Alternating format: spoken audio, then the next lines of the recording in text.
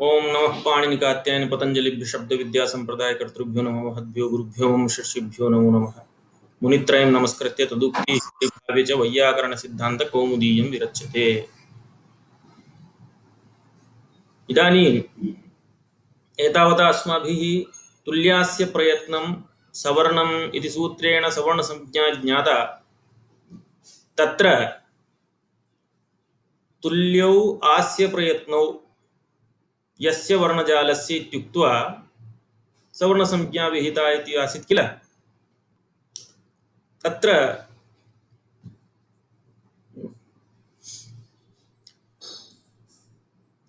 आस्य शब्देन मुखं नाम आस्य भवम आस्यम् इत्यादि रीत्या तत्तद्वर्णस्य नाम तस्य तस्य वर्णस्य यानि स्थानानि ताल्वादीनि स्थानानि तानि उक्तानि। अकुहविसर्जनीयानां कंठ इचु यशानां तालु ऋटु ऋषाणां मूर्धा इत्यादि रीत्या। ततः आस्य अनन्तरं प्रयत्नः इति कश्चन अपरः शब्दः आसीत्। तत्र आस्यञ्च प्रयत्नश्च आस्य प्रयत्नम् इति अस्माभिः उक्तं किल। तत्र प्रयत्न शब्देन प्रशब्दबल आभ्यंतर प्रयत्नः स्वीक्रियते इत्युक्तम्।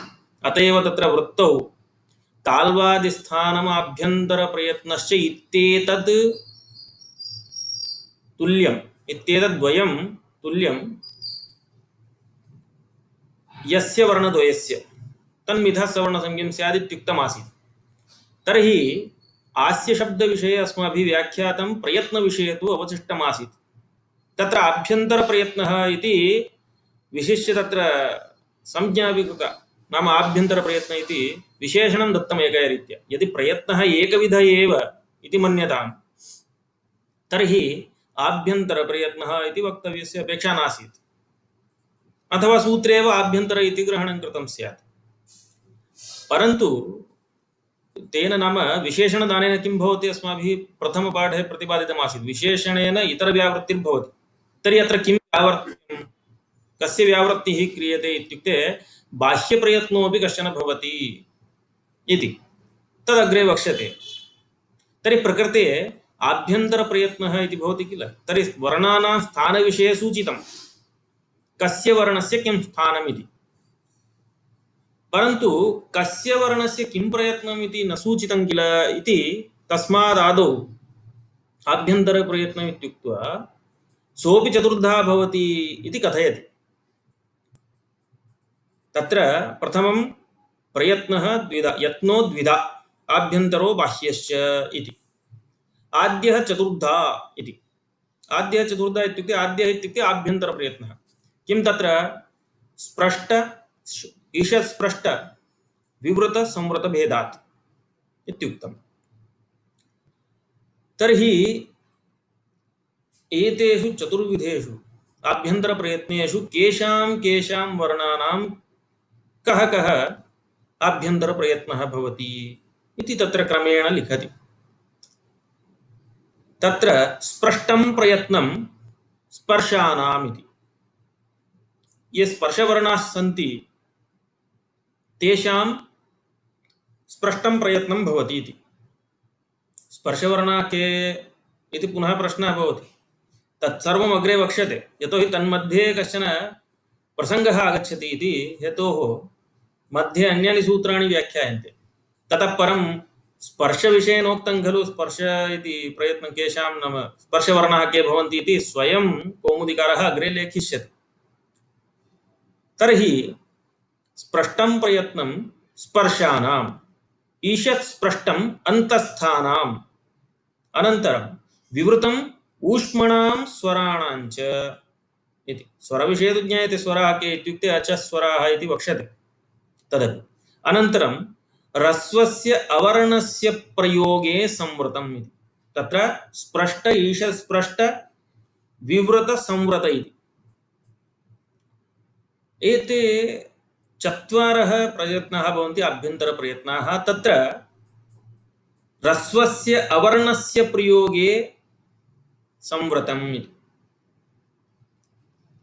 ह्रस्वस्य अवर्णस्य प्रयोगे संवृतम् इत्यस्य कः अर्थः, किं तात्पर्यम् इत्युक्ते प्रक्रियादशायां तु विवृतमेव भवति। यतोहि तत्र वर्णानाम् उपदेशकाले अकारः विवृत एव उपदिष्टः। एवं तर्हि विवृतमनूद्य संवृतोऽनेन विधीयते इति अग्रे वक्ष्यते, स्वयं कथयति सर्वं। नाम वर्णानाम् उपदेशकाले तु अकारस्य विवृतोपदेशः एव क्रियते। तर्हि ह्रस्वस्य अवर्णस्य प्रयोगे संवृतम् इति कथं ज्ञायते इत्युक्ते एतत् सूत्रकारेण ज्ञापितम्। सुलभ एव खलु विषयः, तत्र न्यायमानः अस्ति। पूर्वसूत्रेण नाम तुल्यास्य प्रयत्नं सवर्णम् इत्यत्र सवर्णसंज्ञा उक्ता, तत्र स्थानानि अनन्तरं प्रयत्नविषये उक्तं। तत्र स्थानविषये अस्माभिः निरूपितम्। इदानीं प्रयत्नविषये यदा आरब्धं तत्र यत्नोद्विधा इत्युक्त्वा आभ्यन्तरो बाह्यस्य, तत्र आभ्यन्तरप्रयत्नः चतुर्धा भवति इत्युक्त्वा कस्य कस्य वर्णस्य किं कः प्रयत्नः इति यदा सूचितं, तदानीं संवृतविषये तु किम् उक्तं? ह्रस्वस्य अवर्णस्य प्रयोगे संवृतं, प्रयोगदशायां संवृतं भवति ह्रस्वस्य अवर्णस्य प्रयोगे।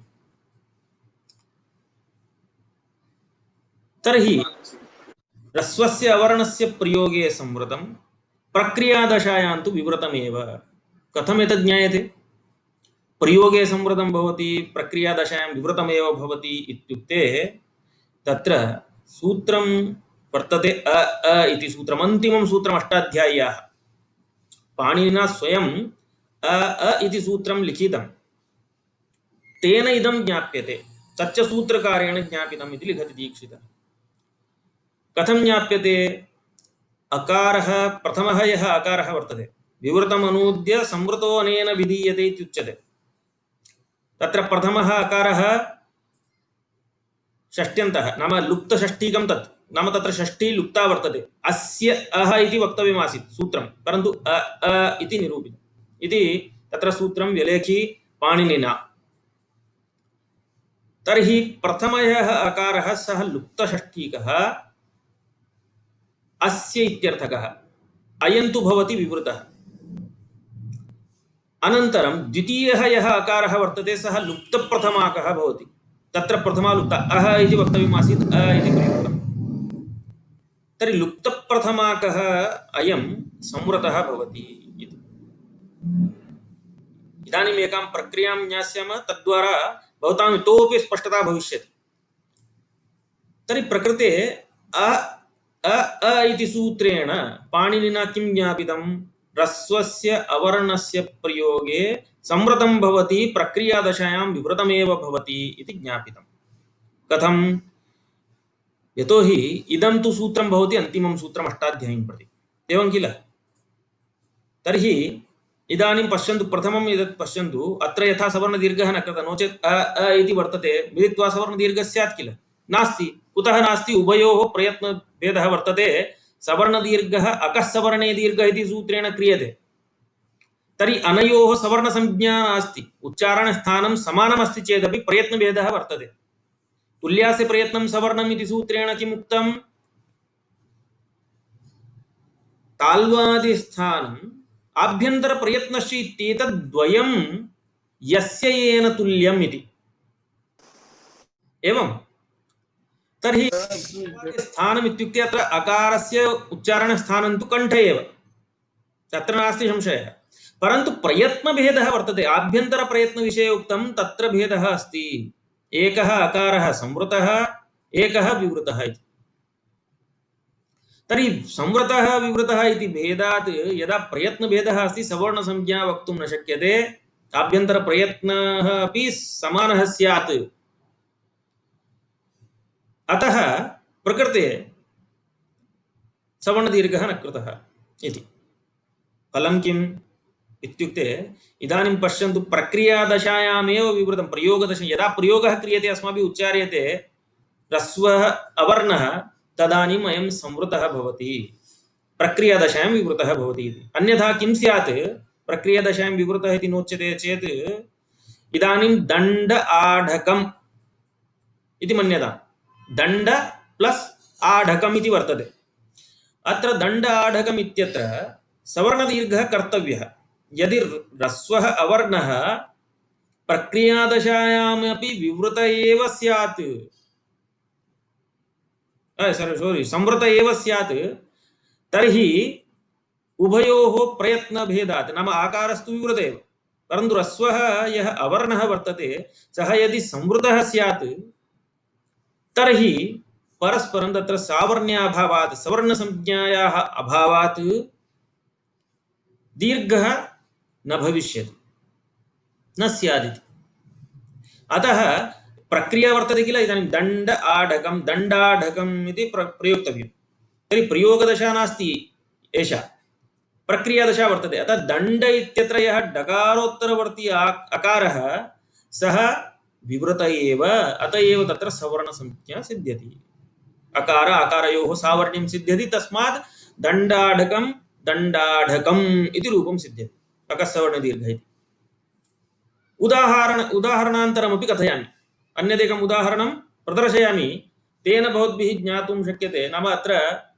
तच्च सूत्रकारेण ज्ञापितम् इति विवृतम् अनूद्य संवृतो अनेन विधीयते इति विवृतम् अनूद्य विवृतस्य अनुवादं कृत्वा संवृतः विधीयते संवृतत्वं विधीयते तस्य अकारस्य इति सूत्रमिदम् अन्तिमं भवति अष्टाध्याय्यां तर्हि अस्य च अष्टाध्यायीं सम्पूर्णां प्रति यतोहि प्रक्रियादशायां यदा यदा ह्रस्व अवर्णः उच्यते यत्र यत्र सर्वत्रापि इदं सूत्रं प्राप्नोति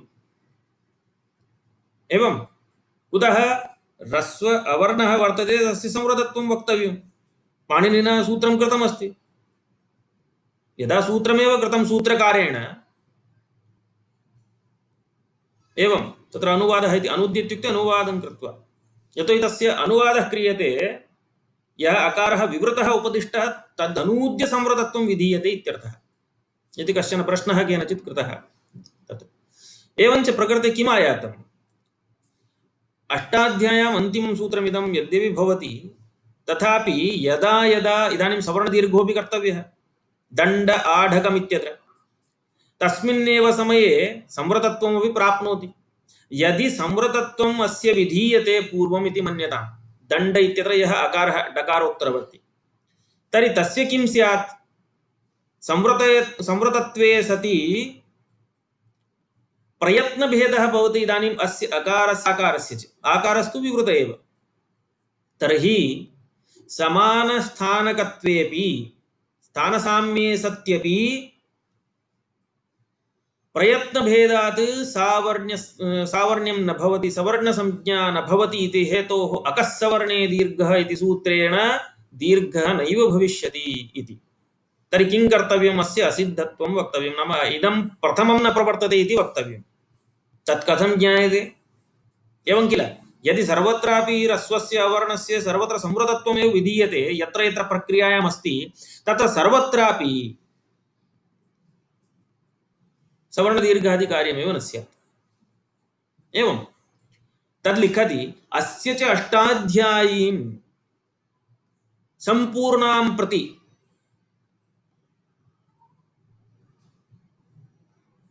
पूर्वं सवर्णसंज्ञा आसीत् इत्युक्ते सवर्णसंज्ञा समानस्थानं समानप्रयत्नश्च भवति चेदेव भवति इति इदानीं तत्र यदा संवृतत्वं विधीयते तदानीं प्रयत्नभेदः भवति सावर्ण्यं वक्तुं न शक्यते तत् प्रत्येव आगच्छति इदानीं ग्रन्थकारः कथयति अस्य च अष्टाध्यायीं सम्पूर्णां प्रति असिद्धत्वात् शास्त्रदृष्ट्या असिद्धत्वम् अस्ति शास्त्रदृष्ट्या असिद्धत्वम् अस्ति इति हेतोः किं भवति विवृतत्वमेव इति वक्तव्यं प्रक्रियादशायां यथा अन्यदेकम् उदाहरणं कथयामि तत्र रामः इति अस्माभिः साधनीयं राम इति अदन्तप्रातिपदिकं पुल्लिङ्गे तत्र राम अनन्तरं प्रथमा एकवचने स्वोत्समोट् षष्ठाभ्यां विस् इत्यादि सूत्रेण प्रातिपदिक नाम राम इत्यस्य प्रातिपदिकसंज्ञायां स्वोत्समोट् इत्यादिना संक्षेपेण मया उच्यते तेन सूत्रेण सुप्रत्ययः विधीयते सु औजस् इति अस्ति किल सु औजस् प्रथमा अमौक्ष्यस् द्वितीया इति तत्र प्रथमा एकवचने सु इति विहितः तस्य पुनः उकारस्य संज्ञा भवति, लोपः भवति, स् इति अवशिष्टं। राम स् इति वर्तते। अत्र कार्यद्वयं प्राप्नोति। किं किं? राम इत्यत्र मकारात् परं यः अकारः वर्तते तस्य अकारस्य अ इति सूत्रेण संवृतत्वं प्राप्नोति। एवमेव ससजुषोरुः पदान्तस्य सस्य सजुष शब्दस्य रुः स्यात्, एवं किल? तर्हि सकारस्य रुत्वमपि प्राप्नोति, अकारस्य संवृतत्वमपि प्राप्नोति। किं कर्तव्यं? तर्हि किमुक्तम्? अस्य अष्टाध्यायीं सम्पूर्णां प्रति असिद्धत्वात् शास्त्रदृष्ट्या विवृतत्वम् अस्ति इति हेतोः इदानीं प्रक्रिया प्रचलति, प्रयोगदशा नास्ति। प्रयोगदशायां तु रामः इति अस्माभिः यदा उच्यते, परिनिष्ठितं रूपं यदा भवति, सिद्धं रूपं, तदानीमेव ह्रस्वः यः अवर्णः भवति सः संवृतः भवति। अन्यथा प्रक्रियादशायां तु विवृतत्वमेव। कथं नाम, इदानीं ससुजो रुः इत्यपि प्राप्तं, रामः राम इत्यत्र अकारस्य संवृतत्वमपि प्राप्तम् अ इति सूत्रेण। परन्तु अन्तिममिदं सूत्रं भवति इति हेतोः सम्पूर्णामष्टाध्यायीं प्रति, नाम यावन्ति सूत्राणि 3996 इति नाम सूत्राणि वर्तन्ते, तत्र 3995 सूत्राणि प्रति इदमसिद्धमेव। तर्हि आदौ ससजुषो रुः इति कर्तव्यम्। एवं तर्हि रुत्वं जातं, राम रु इति वर्तते। अनन्तरं पुनरपि इदानीं तर्हि संवृतत्वं कर्तुं शक्यते वा? राम रु इति वर्तते इत्युक्ते पुनरपि तत्र करवसानयोर्विसर्जनीयः, रेफस्य विसर्गः कर्तव्यः, संवृतत्वमपि कर्तव्यं। किमत्र कर्तव्यम् इत्युक्ते अन्तिममिदं सूत्रं पुनरपि असिद्धं भवति सर्वाण्यपि शास्त्राणि प्रति, शास्त्राणि नाम सूत्राणि प्रति। तर्हि प्रथमं विसर्गः क्रियते, ऋत्वस्य रेफस्य विसर्गः क्रियते, खरवसानयोर्विसर्जनीयः। इदानीं राम विसर्गः इति अस्ति। अस्याम् अवस्थायां न किञ्चित् प्राप्नोति इदानीं कार्यम्। अतः इदानीं प्रयोगदशा, परिनिष्ठितत्वम् आगतं किल, अतः प्रयोगदशा वर्तते इति हेतोः अ इति सूत्रेण मकारोत्तरवर्ती, मकारात् परवर्ती अकारस्य इदानीं संवृतत्वं विधातुं शक्यते, कोऽपि क्लेशः नास्ति। यतो हि मध्ये अन्य कार्यान्तरं किमपि न प्राप्नोति। तर्हि किं जातं? रामः इति सम्पन्नम्। एवञ्च अनेन उदाहरणेनापि किं ज्ञातं? यथा दण्डाटकम् इत्यत्र अत्र च यदा कार्यान्तरं किमपि भवति, अ इति सूत्रमपि प्रवर्तनीयं, तर्हि सर्वेषामपि कार्याणाम् अपेक्षया इदम् अन्तिमं भवति इति हेतोः अस्य असिद्धत्वात् अन्ते एव अस्य प्रवृत्तिः। एवं प्रयोगः नाम किमिति केनचित् पृष्टं। प्रयोगो नाम इदानीम् अस्माभिः परिनिष्ठितप्रयोगः क्रियते किल, यदुच्चार्यमाणमस्ति रामः इति प्रयोगार्हः, प्रयोगाय अर्हः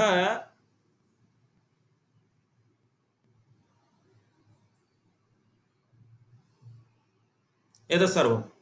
तर्हि प्रयोगावस्थायामेव अकारस्य संवृतत्वं विधेयम् इति आगतम्।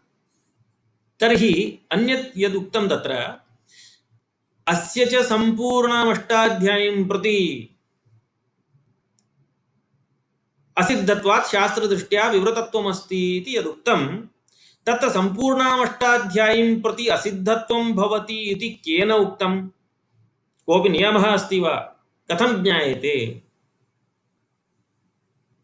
एवं किल, प्रश्नः भवति। भवद्भिः उक्तं नाम रामः इत्यत्र प्रक्रियायाम् एवं भविष्यति,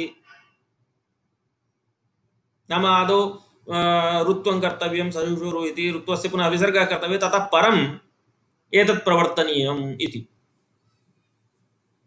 परन्तु एतद् वक्तुं प्रमाणं स्यात् किल इति प्रश्ने तथा च सूत्रम् इति निर्दिष्टं कौमुदीकारेण लिखितं। प्रश्नस्य समाधानं लिखति तथा च सूत्रं। किं सूत्रं? पूर्वत्रासिद्धम् इति। इदं सूत्रं भवति अष्टमाध्यायस्य द्वितीयपादस्य प्रथमं सूत्रम् 821 संख्या। नाम अष्टौ अध्यायाः सन्ति अष्टाध्याय्यां, तत्र सप्त अध्यायाः पुनश्च अत्र नाम प्रत्येकस्मिन् अध्याये चत्वारः पादाः भवन्ति इति भवद्भिः ज्ञायते सुष्ठु।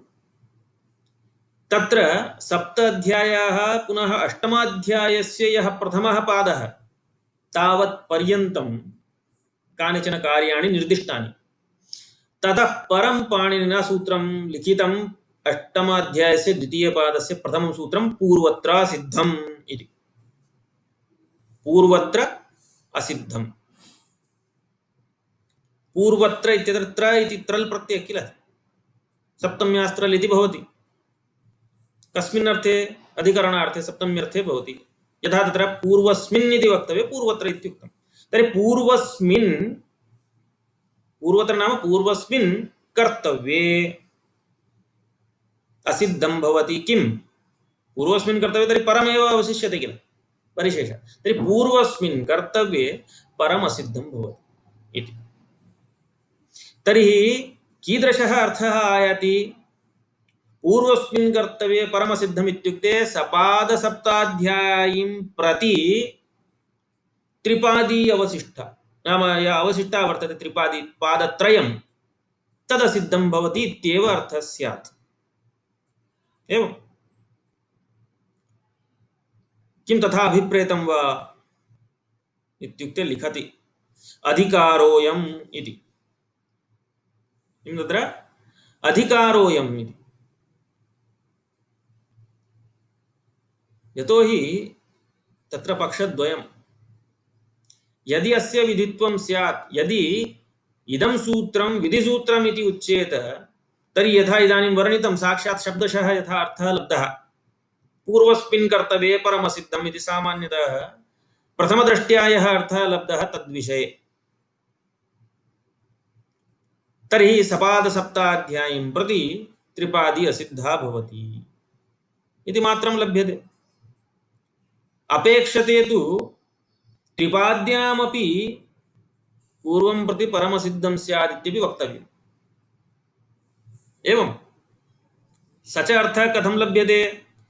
यदा अस्य अधिकारत्वं स्वीक्रियते, नाम इदं सूत्रं न विधिसूत्रम् अपि तु अधिकारसूत्रम् इति उच्यते चेत्,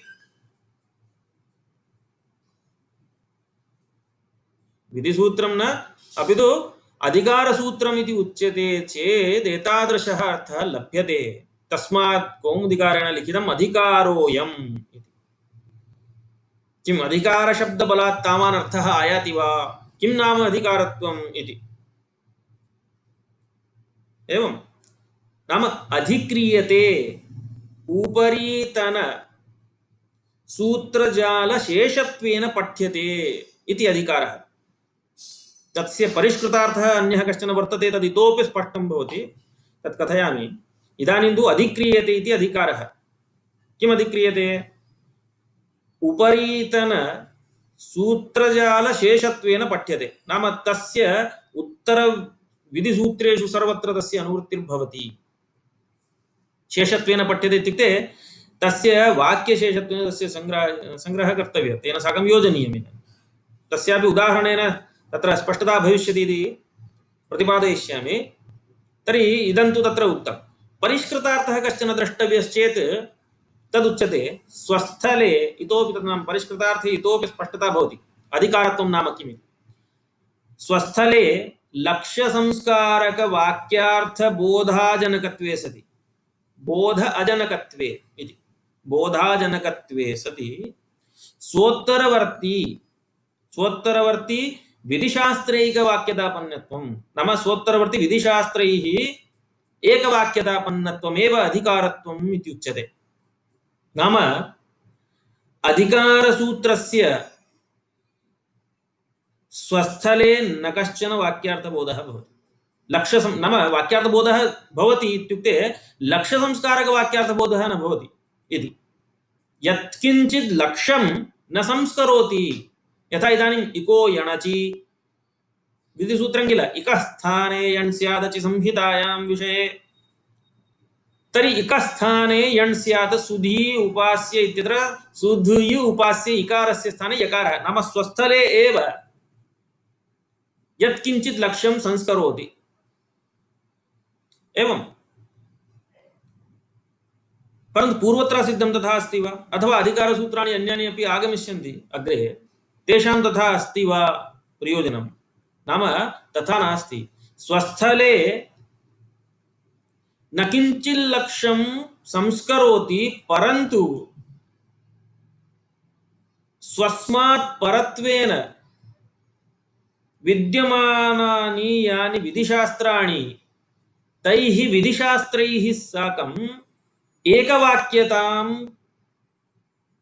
भजते अधिकारसूत्रम् एकवाक्यतां प्राप्य यदा वाक्यार्थं जनयति तेन लक्ष्याणि संस्क्रियन्ते तन्नाम अधिकारत्वम् इत्युच्यते एवञ्च स्वस्थले लक्ष्यसंस्कारकवाक्यार्थबोधाजनकत्वे सति स्वोत्तरवर्ति विधिशास्त्रैकवाक्यतापन्नत्वम् अधिकारत्वम् इति तदिदानीं स्क्रीन् द्वारा प्रदर्शयामि भवन्तः लेखितुं पारयन्ति पश्यन्तु अधिक्रियते उपरितनसूत्रजालशेषत्वेन पठ्यते इति अधिकारः इति सामान्यतया ग्रन्थेषु लिख्यते परिष्कृतार्थ अधिकारत्वं नाम स्वस्थले लक्ष्य संस्कारक वाक्यार्थ बोध जनकत्वे सति वाक्यार्थ बोधा जनकत्वे नाम वाक्यार्थ बोधा जनकत्वे सति स्वोत्तरवर्ती विधिशास्त्रैक वाक्यतापन्नत्वम् अधिकारत्वम् अवगतम् तत्र उदाहरणं वक्ष्यते इदानीं किमर्थम् एतादृशः अर्थः स्वीकृतः इति तद्रीत्या एवञ्च अवगतं किल स्वस्थले लक्ष्यसंस्कारक वाक्यार्थबोधाजनकत्वे सति केचन वाक्यार्थबोधशून्यत्वे सति इति किञ्चित् नाम शब्दान्तरेण स एव विषयः उच्यते नाम स्वस्थले न किञ्चित् लक्ष्यं संस्करोति परन्तु स्वोत्तरवर्ति विधिशास्त्रैः साकम् एकवाक्यतां प्राप्य लक्ष्याणि संस्करोति इत्यर्थः अधिकारो नाम सर्वत्र तस्य अन्वयः भवति अनुवर्तते सर्वत्रापि तदेव लिखितम् अधिकारोऽयम्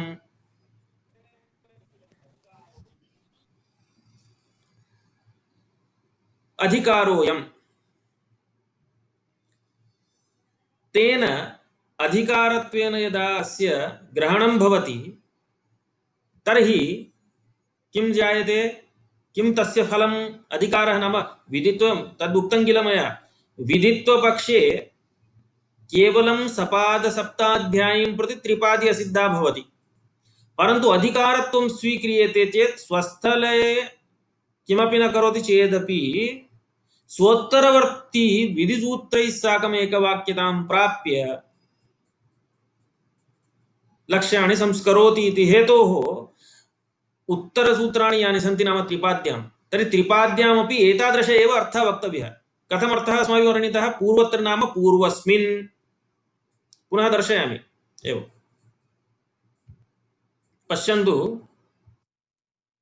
एतत् स्वस्थले लक्ष्यसंस्कारक वाक्यार्थबोधाजनकत्वे सति स्वोत्तरवर्ति विधिशास्त्रैकवाक्यतापन्नत्वम् अधिकारत्वम् इति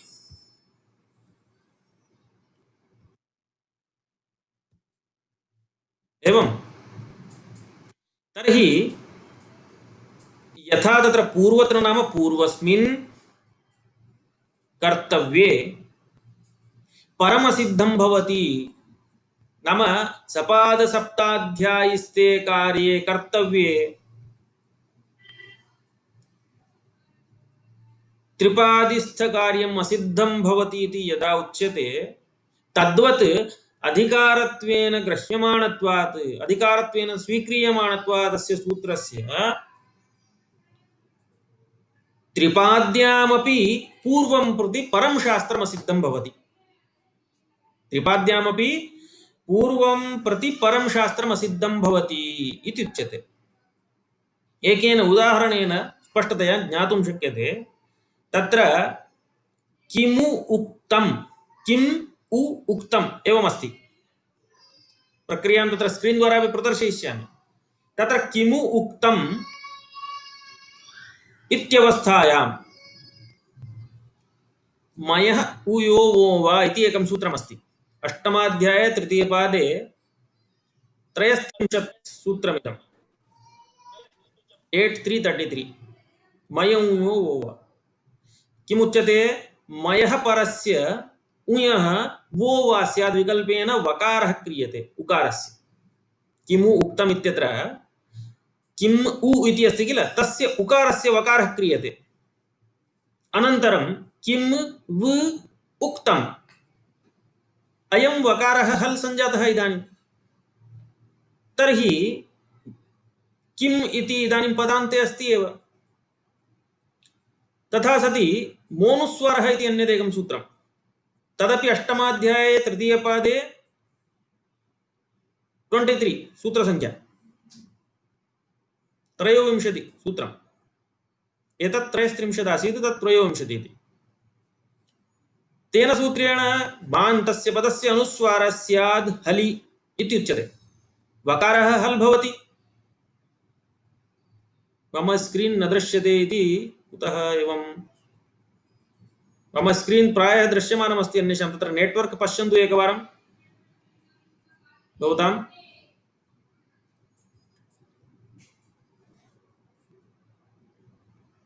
नाम मम चित्रं दृश्यते किल, स्क्रीन् मया एतावता शेर् न कृतम्।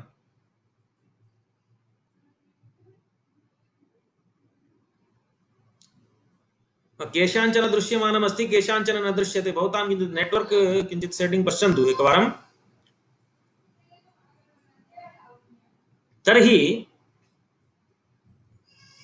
किमभूत् इत्युक्ते किम् व इदानीं दीर्घः दृश्यते वा स्क्रीन्? इदानीं दीर्घं दृश्यते?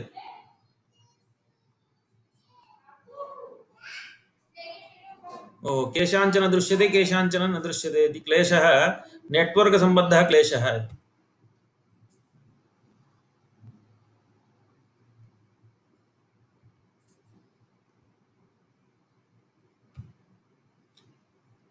तर्हि किम् आयातम् एतावता इत्युक्ते किमु उक्तम् इति आसीत्। किम् उ उक्तं, तत्र किम् नाम मयं यो वा इति सूत्रेण मयः परस्य उयः विकल्पेन व इति आदेशः भवति इति हेतोः किम् व उक्तम् इति जातम्। तर्हि वकारः हल् भवति इति हेतोः अस्य मकारस्य किम् इत्यत्र यः मकारः, तस्य मोनुस्वारः इति सूत्रेण अनुस्वारः प्राप्नोति। परन्तु तद् न भवति। कुतः इत्युक्ते त्रिपाद्यामपि पूर्वं प्रतिपरं शास्त्रम् असिद्धं। तर्हि अयं यः वकारः कृतः, सः वकारः मकारस्य अनुस्वारे कर्तव्ये असिद्धः भवति इत्युक्ते उकारवत् एव दृश्यते, न तु वकारः।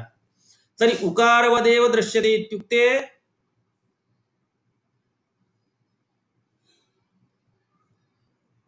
उकारवद् दृश्यते इत्युक्ते वकारः हल् भवति किल, तद् हल् परत्वेन न दृश्यते। इदानीं तद् उकारवदेव भवति इति मत्वा मोनुस्वारः इति सूत्रं न प्रवर्तते। मोनुस्वारः पूर्वसूत्रम्, अनन्तरम् इदं तु परसूत्रं मयं यो वा। इदानीम् इतोपि तत्र स्क्रीन् मध्ये प्रक्रियां प्रदर्शयामि, स्पष्टं भवति,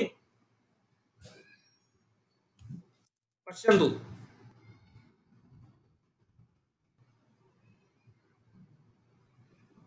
मोनुस्वारः इत्यस्य संख्या भवति 8323, मयं यो वा 8333। इदानीं किमु उक्तम् इयम् अवस्था वर्तते। अस्याम् अवस्थायाम् एतत् सूत्रं प्रवर्तते। एतत् सूत्रम् अत्र प्रवर्तते। अस्यां किमु उक्तं मयं यो वा, मयः परस्य, मयः इत्युक्ते अयं यः मकारः, मु इत्यत्र मकारः, ततः किमु उक्तम् इत्यत्र कथमस्ति? किम उ उक्तम् एवमस्ति। एवं तर्हि किमु उक्तम् अत्र किम् इति वर्तते। अयं मयि मयः परस्य उयः अस्य उकारस्य वकारः भवति तर्हि एतादृशी स्थितिरागच्छति किम् उक्तम् इति एवं रूपं सिद्ध्यति। नाम किम् व इति एतद् वकारः अस्य उकारस्य स्थाने अयं वकारः जातः। तर्हि अयं यः वकारः जातः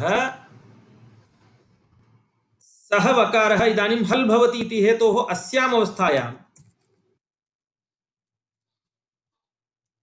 नाम किम् व उक्तम् इत्यत्र अस्याम् अवस्थायां मोनुस्वारः सूत्रं प्रवर्तते।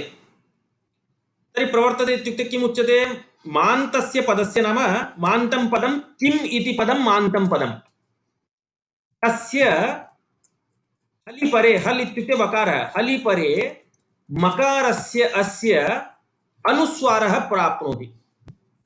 एवं परन्तु पूर्वत्र सिद्धमिति सूत्रम् अत्र आगच्छति मध्ये अधिकारत्वेन आगत्य कथयति नास्ति मोनुस्वरः इति सूत्रसङ्ख्या भवति 8323 किमु उक्तं भवति 8333। तर्हि पूर्वं प्रति मोनुस्वर इति सूत्रं प्रति किमु नाम मय ऊयो वो वा इति सूत्रम् असिद्धं परत्वात्। तर्हि तद् असिद्धम् इति हेतोः अत्र अयं वकारः न दृश्यते। वकारापेक्षया अत्र उकार एव दृश्यते इति कया रीत्या पूर्वत्र सिद्धमिति आगत्य मध्ये कथयति इति कारणात्। नाम अयं न वकारः अपितु उकार एव इतिवत् दृश्यमानत्वात् प्रकृते किं जायते प्रकृते मकारस्य अस्य अनुस्वारः नैव भविष्यति। तर्हि रूपं किं भवति रूपं भवति किम् उक्तम् इति एकं रूपं मयूयो विकल्पेन कृतम् इति कारणात् अन्यदेकं रूपं किमु उक्तम् इति द्वितीयं रूपम् इदं भविष्यति।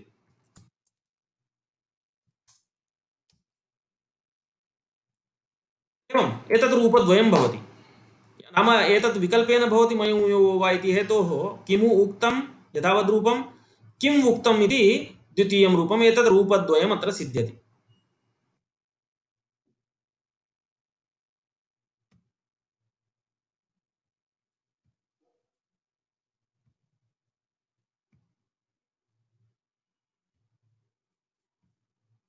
अवगतं भवद्भिः इति मन्ये। प्रक्रियया स्पष्टता वर्तते एकवारम् एवं प्रदर्शयन्तु।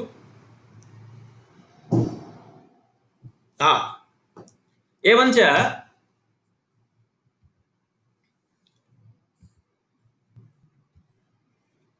पूर्वत्र सिद्धमिति सूत्रेण किं प्रतिपादितम् नाम किमर्थम् इदं सूत्रम् अत्र आगतम् 821 सूत्रसङ्ख्यां पश्यन्तु। अष्टमाध्यायस्य द्वितीयपादस्य प्रथमं सूत्रमिदं किमर्थम् अत्र मध्ये आगतम् इत्युक्ते प्रसङ्गादिदम् आनीतं। कः प्रसङ्गः आसीत् ह्रस्वस्य अवर्णस्य कुत्र सवर्णदीर्घः न भवति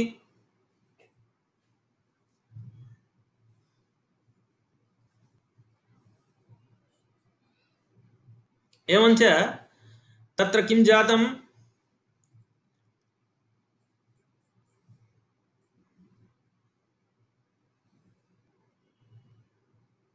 केनचित् प्रश्नः कृतः सवर्णदीर्घः नाम किमु उक्तम् इत्यत्र प्रायः तत्र प्रश्नः कृतः स्यात्। तत्र ऊय ओम् इति तदेव किमु उक्तम् इत्यत्र ऊयः ओम् इति सूत्रेण पुनः ऊ इति आदेशः क्रियते तस्मात् तत्र सवर्णदीर्घः न भविष्यति। तत्र सा प्रक्रिया अग्रे सन्धिप्रकरणे सर्वम् आगच्छति स्पष्टं भवति तत्र इतोपि। तर्हि प्रकृते किं जातम् अ इति सूत्रम् आगतं तत् किमर्थं ह्रस्वस्य अवर्णस्य प्रयोगे संवृतं। नाम ह्रस्वः यः अवर्णः प्रयोगे भवति तदेव किमूक्तम् इति रूपं न भवति। तत्र ऊम् इति सूत्रेण प्रकृतिभाव ऊम् इति आदेशः कृत्वा प्रकृतिभावः विधीयते। ऊम् इति सूत्रम् आगमिष्यति सन्धिप्रकरणे। तत्र कथयिष्यामः प्रक्रियां सम्पूर्णा। प्रकृते अपेक्षिता प्रक्रिया का आसीत् किमु उक्तम् इत्यत्र किम् उक्तम् इति आसीत्। तत्र वकारं हल् मत्वा मोनुस्वारः इत्यनेन मान्तस्य पदस्य अनुस्वारः स्यात्, नाम पदान्तस्य मस्य अनुस्वारः स्यात् हलि इत्युक्ते अयं यः वकारः हल् इदानीं दृश्यते सः वकारः असिद्धः इति हेतोः तत्र उ इत्येव दृश्यते इति कारणात् मोनुस्वारः न प्रवर्तते इति फलं तत्र प्रदर्शितं। पूर्वत्र सिद्धम् इत्यत्र अधिकारत्वस्य फलम्। एवं च किमर्थम् इदं सूत्रम् आगतं तत् कथयन्नासम्। नाम तदेव तत्र ह्रस्वस्य वर्णस्य प्रयोगे संवृतं, तर्हि संवृतत्वं कथं सूत्रकारेण तद् ज्ञापितम् अ अ इत्यत्र इति सूत्रेण। सूत्रमिदम् अन्तिमं भवति, तर्हि सम्पूर्णामष्टाध्यायीं प्रति शास्त्रदृष्ट्या तस्य असिद्धत्वम् अस्ति सूत्रस्य इति हेतोः प्रयोगवेलायामेव ह्रस्व अवर्णः यदा प्रयुज्यते तस्य संवृतत्वम् उच्यते, अन्यत्र सर्वत्र तस्य विवृतत्वमेव प्रक्रियादशायाम्। अत एव अस्माभिः तत्र दण्डाढकं रामः इति प्रक्रिया च प्रदर्शिता। तर्हि सम्पूर्णामष्टाध्यायीं प्रति असिद्धत्वं भवति इति कथं ज्ञायते? तत् प्रसङ्गे इदं सूत्रमासीत् पूर्वत्र सिद्धं, तदपि प्रतिपादितम्। एतत् प्रसङ्गोपात्तं प्रतिपाद्य आभ्यन्तरप्रयत्नविषये चर्चा कृता किल, तत्र प्रसङ्गादितम् आगतं। को नाम प्रसङ्गः इति? प्रसङ्गो नाम स्मृतस्य उपेक्षा अनर्हत्वम् इति। स्क्रीन् द्वारा प्रदर्शयामि एकवारम्।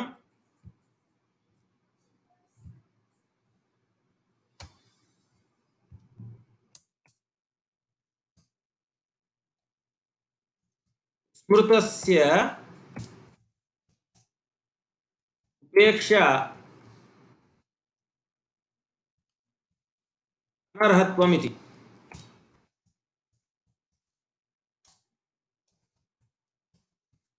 प्रसङ्गः इति स्मृतस्य उपेक्षा अनर्हत्वं प्रसङ्गः इति। किमर्थं नाम ह्रस्वस्य अवर्णस्य प्रयोगे संवृतं भवति इति कथनवेलायाम् अ इति सूत्रकारेण ज्ञापितम् इति यत् स्मृतं तद् मध्ये आगतं, प्रसङ्गात् आगतं, तस्य प्रसङ्गोपात्तस्य।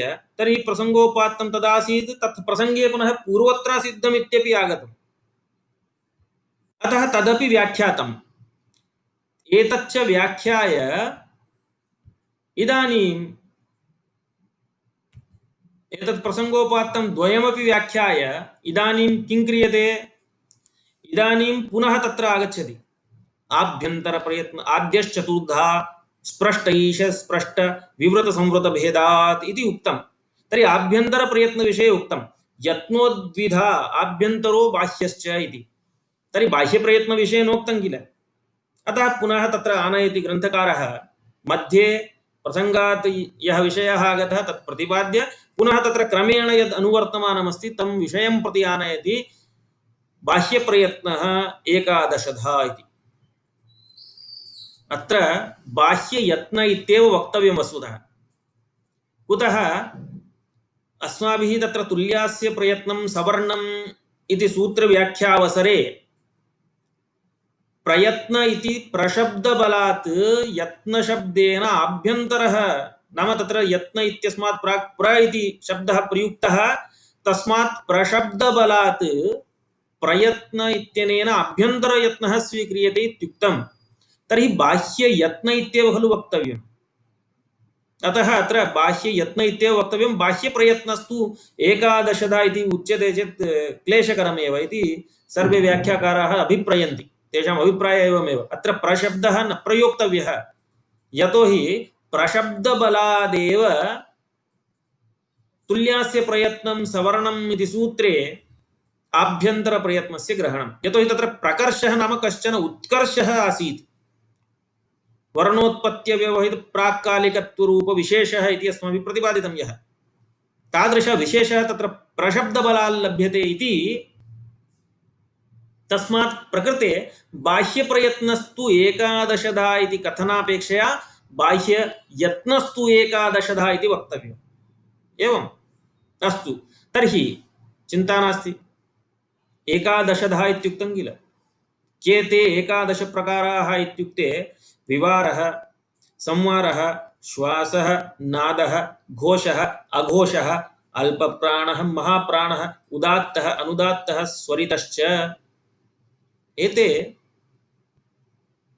बाह्ययत्नाः भवन्ति।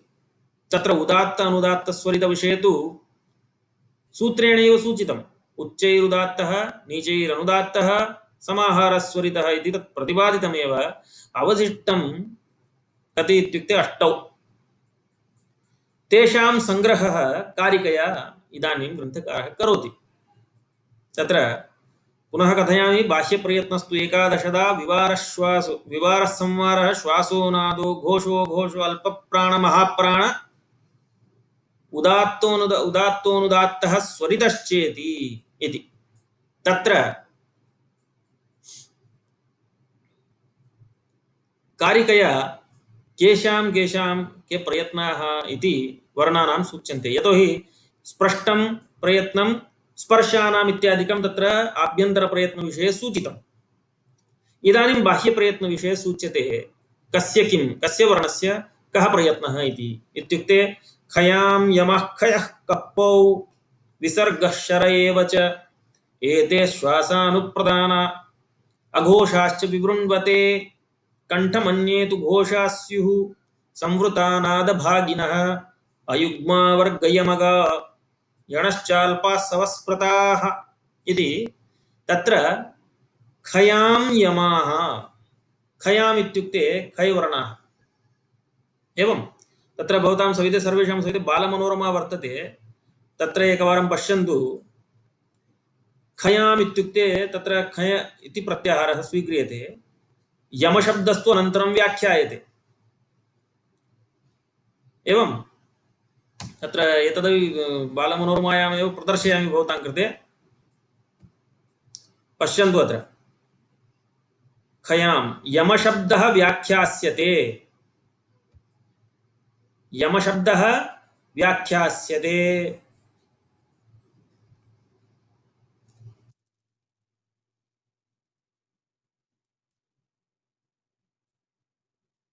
खयाम् अनन्तरं श्वासः अनुप्रदानः येषां ते श्वासानुप्रदानाः नाम श्वासाख्य बाह्यप्रयत्नवन्तः यत्नवन्तः विमृण्वते कंठमिति विवार येषां यत्न इति भावः। संवृता संवाराख्य यत्नवन्तः नादभागिनः इति। एवञ्च तत्र श्लोकस्य अर्थः तथा उक्तः। किमित्युक्ते खयाम् इत्युक्ते खयवर्णाः। यमशब्दः एतावता नैव व्याख्यातम्। यमशब्दः नैव व्याख्यातः। तस्य व्याख्यानं करिष्यते यमो नाम कः इति। नाम खयां यमाः खयः कः पौ इति। कः पौ इत्युक्ते जिह्वामूली उपद्मानि इति। अनन्तरं विसर्गः शर एव च। विसर्गः अनन्तरं शर शसस इति वर्णाः। एते श्वासानुप्रदानाः। नाम तत्र श्वास इति तृतीयः उक्तः खलु। विवारः संवारः श्वासः इति। एते श्वासानुप्रदानाः नाम श्वासाख्य बाह्य यत्नवन्तः एते भवन्ति। अघोषाश्च विवृण्वते। विवारः नाम विवृण्वते इति। तत्र विवारः येषां यत्नः भवति। अनन्तरं तदैव खयां यमाः खयः कप्पौ विसर्गशर एव च एते श्वासानुप्रदानाः। अघोषाश्च अघोष इत्यपि अस्ति किल तत्र। तर्हि अघोषाश्च विवृण्वते। विवारः अनन्तरम् अघोष इति। अनन्तरं कंठमन्ये तु घोषा स्युः। विवृण्वते कंठमिति तेषां कंठस्थानीयानां घोषा स्युः। संवृता नादभागिनः अयुग्माः वर्गयमगाः। अयुग्माः वर्गयमगाः पंचवर्गाः सन्ति खलु।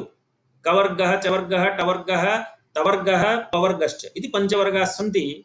तत्र अयुग्माः इत्युक्ते तत्र किम् उच्यते ओड् इति 135। एकैकस्मिन् वर्गे पञ्चवर्णाः भवन्ति।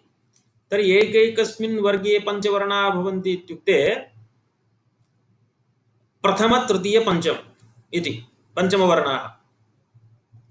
अयुग्माः वर्ग यमगाः यणः अनन्तरं यण यवर इति यणः अल्पासवः स्मृताः अल्पासवः इत्युक्ते अल्पप्राण असु शब्दः प्राणवाचकः किल तर्हि अल्पाः असवः येषां ते अल्पासवः इति तद्रीत्या व्याख्यातम् एवम् एवञ्च एतत् कारिकया यदुक्तं तत् क्रमेण इदानीं व्याख्याति सः यमशब्दविषये अपि इदानीं कथयिष्यति तत् कारिकया यदुक्तं तदपि अग्रे व्याख्याति इदानीं समयः 11:57 जातं निमेषत्रयं वर्तते अतः एतावता उच्यमानस्य संग्रहं कथयामि कारिकायाः यः अर्थः क्रमेण अग्रे गच्छति तत् श्वः कथयिष्यामि एवं तर्हि कुतः अस्माभिः आरब्धं तुल्यास्य प्रयत्नं सवर्णम् इत्यत्र प्रयत्नशब्देन प्रशब्दबलात् आभ्यन्तरप्रयत्नः स्वीकृतः तेन आभ्यन्तरः बाह्यश्च इति द्वेधा भवति यत्नः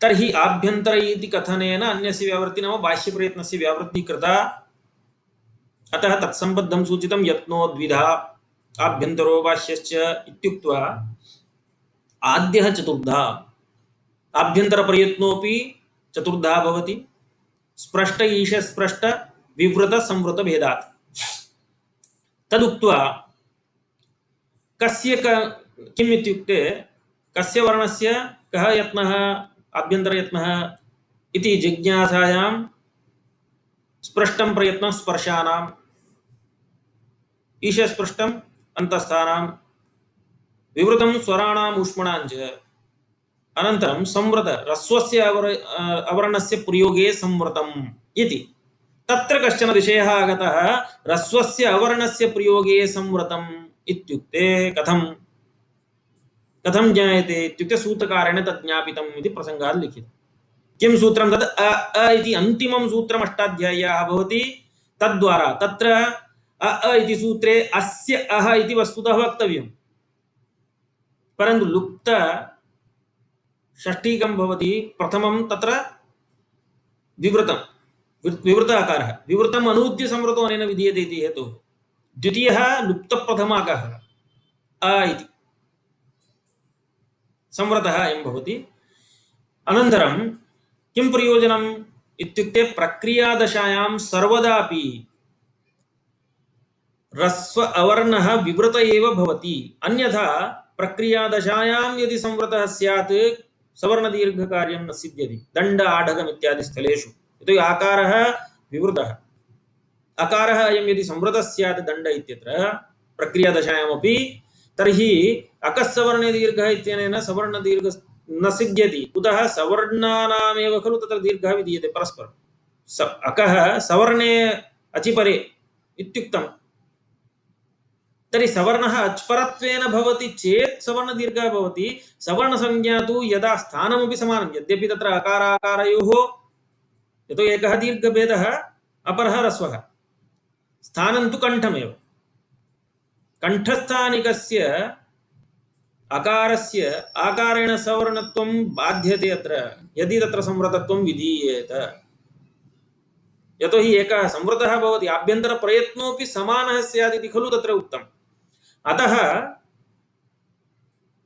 प्रयत्नोऽपि नाम आभ्यन्तरप्रयत्नोऽपि समानः स्यात् इति हेतोः तत्र संवृतत्वम् अन्ते एव उच्यते प्रक्रियादशायां विवृतत्वमेव भवति तस्मात् प्रयोगे एव नाम यदा प्रयोगः इत्युक्ते अस्माभिः लोके प्रयुज्यते इति प्रयोगः केनचित् प्रश्नः कृतः आसीत् प्रयोगो नाम कः इति प्रयोगार्हता कदा भवति लोके प्रयुज्यमाने सति खलु परिनिष्ठितं रूपं यद् भवति तस्य प्रयोगः क्रियते प्रक्रियादशायां प्रक्रिया साध्यते खलु प्रक्रिया नाम का इत्यपि पृष्टं केनचित् का नाम प्रक्रिया इत्युक्ते तत्र अस्माभिः तत्र क्रमः नाम साधुशब्दानाम् अन्वाख्यानं क्रियते किल व्याकरणेन तर्हि व्युत्पत्तिप्रदर्शनं कस्मिन् अर्थे कः प्रत्ययः अनन्तरं किं सञ्जातं किं कार्यं जातं तद्वशात् इदं रूपम् आगतम् इति प्रक्रियानिर्देशः उच्यते एवं तर्हि तद्यदुक्तं तद्वारा दण्डाळकम् इत्यत्र प्रक्रियादशायां विवृतत्वं मत्वा सवर्णदीर्घः कृतः। अनन्तरं रामः इति अन्यदेकम् उदाहरणं मया प्रदर्शितं। तद्वारा अन्ते एव अ इति सूत्रस्य प्रवृत्तिः भवति इति ज्ञापितं। तर्हि अष्टाध्यायीं सम्पूर्णां प्रति अयं नाम इदं सूत्रम् अ इति तत् असिद्धं भवति सम्पूर्णं शास्त्रं प्रति। कथं तत्र अन्तिममिदं भवति तर्हि केन उक्तं तत् तथा च सूत्रम् इति कृत्वा पूर्वत्र सिद्धम् इति सूत्रम् आरब्धं। तर्हि पूर्वत्र सिद्धम् इति सूत्रमपि किं स्वतन्त्रविधिः वा उत अधिकारो वा इति। यतोहि यदि विधिसूत्रम् इति मन्यामहे तर्हि किं स्यात् पूर्वत्र नाम पूर्वस्मिन् कर्तव्ये परम् असिद्धं भवति। तथा सति सपादसप्ताध्यायीं प्रति त्रिपादी असिद्धा भवति। इदं सूत्रं सपादसप्ताध्यायी इति व्यवहारः कथम् इदं सूत्रम् अष्टमाध्याये द्वितीयपादे प्रथमं भवति इति हेतुः 821। तर्हि सप्त अध्यायाः एकेन पादेन सहितं वर्तन्ते इति हेतोः सपादसप्ताध्यायी। त्रिपादी वर्तते अवशिष्टपादत्रयं त्रयाणां पादानां समाहारः त्रिपादी। तर्हि त्रिपादी सपादसप्ताध्यायीं प्रति असिद्धा भवति इति अर्थस्तु लभ्येत। परन्तु त्रिपाद्यामपि पूर्वं प्रति परं शास्त्रम् असिद्धं स्यादित्यर्थोऽपि अपेक्षते। स च अर्थः अधिकारत्वे सत्येव लभ्येत नान्यथा इति हेतोः अधिकारसूत्रमिदम् इति कथ्यते। को नाम अधिकारः इत्युक्ते अधिक्रियते उपरेतन सूत्रजालशेषत्वेन पठ्यते इति एतादृशरीत्या यदासीत् तस्य परिष्कृतार्थः कश्चन उक्तः।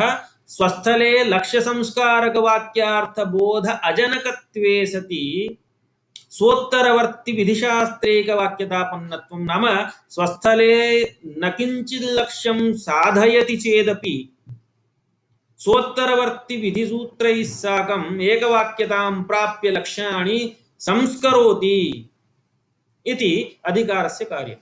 अतः इदं नाम सम्पूर्ण अष्टाध्यायी नाम त्रिपाद्यां सर्वत्रापि पूर्वत्र सिद्धं इति अनुवर्तते अधिकारत्वात्। तर्हि किं भवति तस्य फलं किम् इत्युक्ते किमु उक्तम् इत्यत्र अस्माभिः फलं प्रदर्शितं। किम् उक्तम् इति आसीत् उ इति निपातः मध्ये वर्तते। मयौयो वा इति सूत्रेण उकारस्य वकारः क्रियते 8333 सूत्रं तत् मयौयो वा। अनन्तरं मोनुस्वरः 8323 सूत्रं पूर्वतनं सूत्रं भवति। तेन अनुस्वारः प्राप्नोति। मान्तस्य पदस्य अनुस्वारः स्यात् हलिपरे वकारः हल् भवति इति हेतोः वलिपरे इदं प्राप्नोति नाम अनुस्वारः प्राप्नोति परन्तु न भवति। कुतः अयं वकारः यः वर्तते वकारादेशः यः जातः सः असिद्धः नाम तत्र उकार एव दृश्यते शास्त्रदृष्ट्या। यतोहि मय ऊयो वा इति सूत्रेण यत् कार्यं कृतं तत् कार्यं न जातमिव। कार्यं तु जातं यद्यपि तथापि न जातमिव इति। तर्हि तत्र उकार एव अस्ति इति मत्वा मोनुस्वारः इति सूत्रेण तत्र अनुस्वारः न भवति यतोहि हल् परकत्वं नास्ति तस्य। एवं सर्वम् उक्त्वा एतत् सर्वं प्रसङ्गादागतम् इति हेतोः एतत् सर्वं व्याख्याय प्रतिपाद्य आद्यश्चतुर्धा इत्युक्तम्। आद्यो नाम तत्र आभ्यन्तरप्रयत्नः। तर्हि आभ्यन्तरभाष्यस्य इतिहासे भाष्यप्रयत्नविषयेनोक्तम् इति झटिति पुनः तत्रैव नयति ग्रन्थकारः क्रमेण। बाह्यप्रयत्नः एकादशदा भवति। विवार संवार श्वासः नादः घोष अघोष अल्पप्राण महाप्राण उदात्त अनुदात्त स्वरितश्च। तत्र उदात्त अनुदात्त स्वरित विषये सूत्रैः अस्माभिः ज्ञातम्। अवशिष्टं यद् अष्टविधमस्ति तत्र कस्य वर्णस्य किं तत् भवति कः यत्नः भवति इति बाह्ययत्नः। तद्विषये कारिका काचित् उक्ता। कारिकामुक्त्वा तस्य व्याख्यानम् इदानीम् अवशिष्टं कारिकायाः नाम ग्रन्थकारेण ईषदस्माभिः व्याख्याता ग्रन्थकारोऽपि स्वयं व्याख्यायते स्वयं व्याख्याति। तद् श्वः वयं करिष्यामः। केनचित् पृष्टं श्वः विरामः अस्ति वा इत्युक्ते श्वः विरामः नास्ति इति। एवं श्वः विरामः नास्ति। श्वः अपि पुनः यथासमयं तत्र मिलामः।